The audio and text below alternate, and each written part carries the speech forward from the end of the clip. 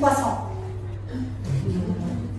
Vous vous souvenez? Il est moche. Et il traîne tout le monde. C'est comme ça. C'est universel.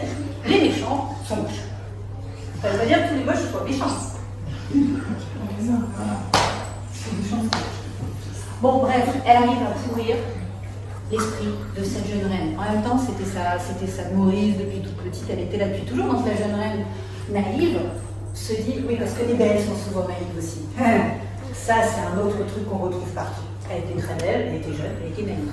Et elle se dit, mais ma servante, elle a un meilleur intérêt à cœur.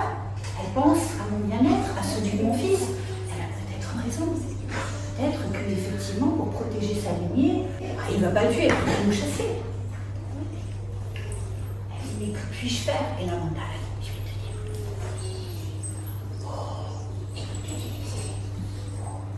Alors Kaikei va dans une pièce qui s'appelait la pièce des lamentations. La chambre des lamentations. Tout le monde devrait en avoir une. En tout cas, chez les que Marie. Bon, il faut une pièce supplémentaire dans la maison, on dit ça.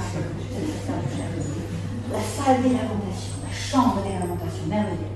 Elle enlève tous ses bijoux. Une reine, ça a beaucoup de bijoux. Elle enlève ses beaux atours. Elle se met un sari tout pourri en coton. Elle se décoiffe.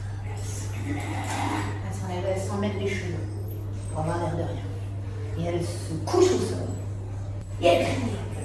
Et Mandala, elle va voir le roi. Sire. Kaikei, elle est dans la pièce des lamentations. Qu'est-ce qu'elle a? Tout va bien, on est en pleine célébration. Alors vite, il se précipite. Mais Kaikei, ma chérie, qu'est-ce qui t'arrive? Je vous la fais courte, hein? Déjà que je vous la fais pas courte, je vous la fais courte.